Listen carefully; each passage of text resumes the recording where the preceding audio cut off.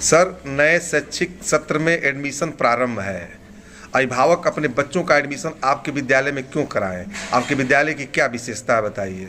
Sir, सबसे पहले तो मैं आपका स्वागत करता हूं कि आपने एक ऐसे विषय को टच किया है जो कि हर किसी विद्यालय पर अभियान के तौर पर ये चल रहा है।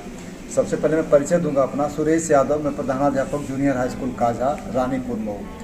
सर, अभी हमारे यहाँ एडमिशन कराने के लिए बहुत सारे कारण हैं। जैसे कोई भी अभिभावक अपने बच्चे को स्कूल भेजता है, उसके पीछे कारण होता है कि हमारे लड़के के अंदर कौशल डेवलप हो सके, सर बहुत सारे स्किल्स डेवलप कर सके सर्वांगीण विकास के लिए।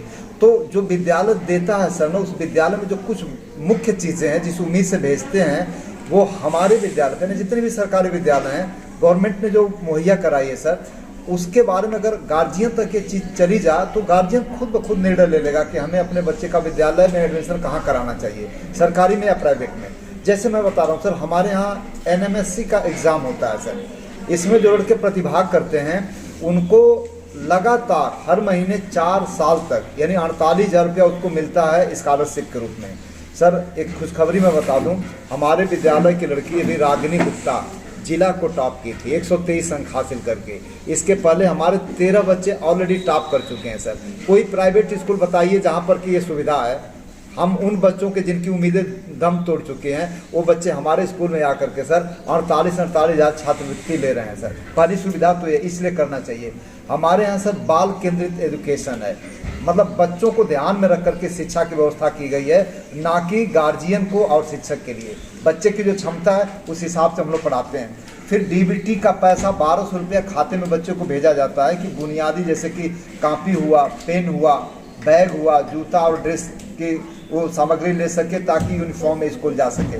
अगली सर व्यवस्था क्या है, हम निःशुल्क पुस्तक का वितरण करते हैं ताकि कोई भी लड़का बुनियादी सुविधाओं से वंचित ना रह सके। बहुत सारे लड़के सर ऐसे हैं जिनके पास व्यवस्था नहीं है कि वो किताब क्रय कर सकें सर। अगली चीज़ मैं बताऊं सर, हमारे यहाँ कुछ ऐसे बच्चे हैं जिनको कि खाने पीने की समस्या आती है। तो कुछ लड़के आप देखे होंगे न्यूज़ में ऐसे हुआ है कि घर पर भोजन नहीं मिल पाता, मम्मी नहीं है तो पापा नहीं है, किसी के पास दोनों नहीं है, दोनों है तो खाने की व्यवस्था नहीं है। हमारे यहाँ पौष्टिक भोजन की व्यवस्था की गई है। सप्ताह में 1 दिन फल की व्यवस्था, 1 दिन दूध की व्यवस्था और 6 दिन मीनू अलग अलग की व्यवस्था की गई है। इसलिए इस विद्यालय का कोई तोड़ नहीं है सर। अगली चीज़ अगर बताऊँ सर, तो जो शिक्षण का कार्य होता है, हमारे यहाँ जितने भी शिक्षक हैं सब प्रशिक्षित हैं। सारे लोग कंपटीशन दे करके आते हैं, जिनके इक्विवेलेंट प्राइवेट स्कूल में अगर देखें सर तो उस तरह के शिक्षक नहीं उपलब्ध हो पाते हैं। अगली अगर मैं बात करूं तो मेरे स्कूल की जहां तक बात है तो हर यूनिट का टेस्ट लिया जाता है। ऐसा नहीं कि 3, 4, 5 यूनिट का, जो यूनिट पढ़ाई जाती है उसका टेस्ट लिया जाता है। बच्चों को मूल्यांकन करने का मौका मिल जाता है कि मेरा कौन सा सेक्शन कमज़ोर है। अगली अगर मैं बात करूं सर, सबसे बड़ी चीज़ कम्युनिकेशन का होता है कि हम संवाद स्थापित कर पाते कि नहीं शिक्षकों और अभिभावक के बीच में, क्योंकि बच्चे बहुत सारी चीज़ें नहीं सॉल्व कर पाते हैं। तो हमारे यहाँ PTM की व्यवस्था है, फ़ोन से व्यक्तिगत मिल करके हम लोग बच्चों से संपर्क करते हैं। और सबसे अच्छी बात क्या है सर, उपचारात्मक शिक्षण हमारे यहाँ होता है। बच्चे का जो सेक्शन कमज़ोर होता है उसको पहचान करके इसके बाद अलग से पढ़ा करके उसको कमज़ोर किया जाता है सर। तो बहुत सारे ऐसे कारण हैं। सबसे बड़ी चीज़ क्या है सर ना, कि हम लोग एक ऐसा माहौल देते हैं कि घर से दूर लेकिन घर जैसा। बच्चे को ये ना लगे कि मैं स्कूल जा रहा हूँ, जैसे कोई टेररिज्म टाइप का काम नहीं है सर। ये बच्चे लालायित रहते हैं इस स्कूल में आने के लिए, और मैं लकी हूँ कि बच्चों को सेवा करने का मौका मिलता है सर। मुझे बहुत बहुत धन्यवाद सर।